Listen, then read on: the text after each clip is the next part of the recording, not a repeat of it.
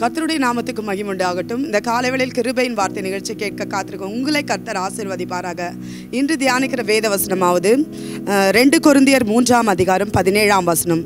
கர்த்தருடைய ஆவி எங்கே உண்டோ அங்கே விடுதலை உண்டு. ஆமென், அல்லேலூயா. கர்த்தருடைய ஆவி எங்கே உண்டோ அங்கே விடுதலை உண்டு. யோவான் 14:18 ஆண்டவராகிய இயேசு கிறிஸ்து ஜனங்களையும் சீஷர்களை பார்த்து சொல்லுகிறார், நான் உங்களை திக்கற்றவர்களாக விடேன், நான் உங்களை திக்கற்றவர்களாக விடேன். அப்போது நான் உங்களை திக்கற்றவர்களாக விடேன்னு சொன்னால் ஏதாகிலும் ஒரு துணையை அவர் நமக்கு வைத்து விட்டு போகிறார் என்று அர்த்தம். அது என்னன்னு சொல்லி பார்த்தோமானால் பரிசுத்த ஆவியானவர், அதாவது இயேசு கிறிஸ்து சொல்கிறார், நான் பிதாவை வேண்டிக் கொள்வேன், அப்பொழுது அவர் உங்களோடு கூட என்றென்றைக்கும் இருக்கும்படி சத்திய ஆவியாகிய தேற்றளவாளனை உங்களுக்கு தந்தருளுவார். அல்லேலூயா. பரிசுத்த ஆவியானவரை உங்களுக்கு தந்தருளுவார். அந்த பரிசுத்த ஆவியானவர் நம்மை ஒவ்வொரு நாளும் வழி நடத்தி செல்கிறாராம். அவர் நம் கூடவே இருக்கிறாராம். அல்லேலூயா. வேதம் சொல்லுகிறது, ஆவி என்னும் அச்சாரத்தை நாம் பெற்றிருக்கிறோமா. முத்திரையாய் பெற்ற பரிசுத்த ஆவியானவரான் கிறிஸ்துவுக்குள்ளே இருக்கிற நமக்கு ஒரு முத்திரை இருக்கிறது என்றால் அது பரிசுத்த ஆவியானவருடைய முத்திரை. அல்லேலூயா.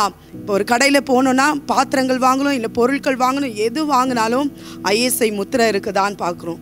அந்த முத்திரை இருந்தால் தான் அது சரியான பாத்திரம், அரசு அங்கீகரிக்கப்பட்ட ஒரு பாத்திரம்னு சொல்லிட்டு நம்ம வாங்குகிறோம்.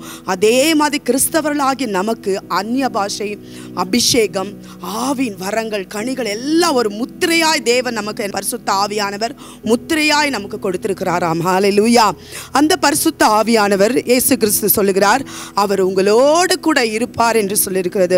அவர் உங்களுக்கு போதித்து உணர்த்துவார் என்று சொல்லப்பட்டிருக்கிறது. நான் உங்களுக்கு சொன்னதை யாவையும் அவர் என்ன பண்ணுவாரா, நினைப்பூட்டுவார் என்று இயேசு கிறிஸ்து சொல்லுகிறார். அல்லேலூயா.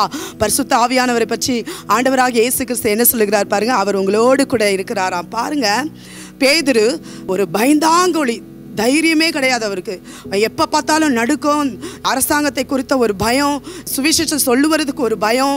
ஆனால் அந்த பரிசுத்த ஆவியானவருடைய அபிஷேகம், அந்த அப்போஸ்தலர் புஸ்தகத்தில் 2வது அதிகாரத்தை நம்ம வாசிக்கும் பொழுது அபிஷேகம் ஊற்றப்பட்டதை நம்ம பார்க்குறோம். அதில் இருந்து பேதுருக்குள்ள ஒரு தைரியம், ஒரு சத்திய வார்த்தைகளை பேச கணீர் என்று பேசத்தக்க, யாருக்கு அரசாங்கத்துக்கு பயப்படாமல் தைரியமாய் பேசுகிறார் ஆண்டவருடைய வார்த்தையை.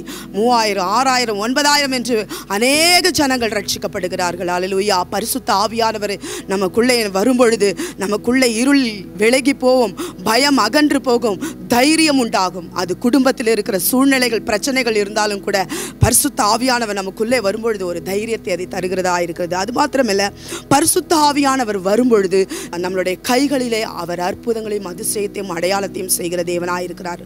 பார்த்தீங்கன்னா, பவுலுக்குள்ளே கைகளிலும் அவருடைய உருமால்களிலும் அவர் போட்டிருந்த ஒவ்வொரு உடைகளிலும் இருந்த அற்புதங்களையும் அதிசயத்தையும் பரிசுத்த ஆவியானவர் வல்லமையாய் இறங்கி அடையாளங்களையும் அற்புதத்தையும் செய்தார். அல்லேலூயா. அப்போ ஆவியானவர் நமக்குள்ளே வரும்பொழுது நம் மூலமாய் அநேக அற்புதங்களையும் அதிசயத்தையும் அவர் செய்கிற தேவனாய் இருக்கிறார். அது மாத்திரமில்லை, அவர் போதித்து உணர்த்துகிற தேவனா. பாருங்க, கந்தேகா மந்திரி அந்த ரதத்திலே அவர் வேதத்தை வாசித்து கொண்டு இருக்கும் பொழுது அங்கே பார்த்தீங்கன்னா பிலிப்பை அனுப்புகிறாரு, நீ போய் சேர்ந்து கொள், அந்த ரதத்தில் சேர்ந்து கொள் என்று ஆவியானவர் அனுப்புகிறார். அனுப்பின உடனே அவர் சேர்ந்து போதித்து உணர்த்தும் போது அந்த கந்தேகா மந்திரி மனம் திரும்பி ஞானஸ்தானம் எடுக்கிறதை பார்க்கிறோம். அல்லேலூயா. பரிசுத்த ஆவியானவர் வரும்பொழுது நம்ம பலன் அடைகிறவர்களாக இருப்போம். அல்லேலூயா. நமக்கு பலத்தை தருகிறார். அது மாத்திரம் இல்லை, நமக்கு தைரியத்தை தருகிறார். நம்மளுடைய நுகங்கள், பாடுகள் எல்லாவற்றையும் அவர் முறித்து போடுகிற தேவனாய் இருக்கிறார். அது மாத்திரமல்ல, அவர் கண்டித்து உணர்த்துகிற தெய்வமா இருக்கிறார். அல்லேலூயா. பரிசுத்த ஆவியானவர், அந்த பரிசுத்த ஆவியானவர் நமக்காக வாக்கு கடங்கா பெருமூச்சுகளோடு ஒவ்வொரு நாளும் செபிக்கிறவராய் இருக்கிறாராம். அல்லேலூயா.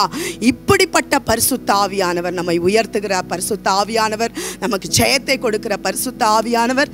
இந்த பரிசுத்த ஆவியானவரை நாம் துக்கப்படுத்தாதபடிக்கு வேதம் சொல்லுகிறது, பரிசுத்த ஆவியானவரை நீங்கள் துக்கப்படுத்தாதிருங்கள் என்று சொல்லப்பட்டிருக்கிறது. நம்ம அபிஷேக நிறைந்த அந்நிய பாஷையில பேசி சில நேரத்துக்குள்ளே நம்மளுடைய அந்த மகிமையெல்லாம் இழந்து வேறு விதமான பாஷைகளை பேசணுமா, அது ஆண்டவருக்கு பிடிக்காத காரியம். அவர் நம்மை விட்டு என்ன பண்ணுவாராம், விலகிடுவாராம், துக்கப்படுவாராம், வேதனைப்படுவாராம். அல்லேலூயா. இருதயத்தில் அப்படியே மன நொந்து போவாராம். அல்லேலூயா. அதனால நாம கொடுக்கப்பட்டிருக்கிற பரிசுத்த ஆவியின் அபிஷேகத்தை நாம் இழந்து போகாதபடிக்கு, அதை கரைப்படுத்தி கொள்ளாதபடிக்கு ஒவ்வொரு நாளும் அனல் மூட்டி நாம் எழும்பும்போது நம் நம் மூலமாய் தேவன் தேசத்தை கலக்கிறவர்களாய் அற்புதங்களை செய்கிறவராய் அவர் மாற்றுகிற ஆவியானவர் நம்மோடு இருக்கிறார். கர்த்தர் தாமே உங்களை ஆசீர்வதிப்பாராக. ஆமேன்.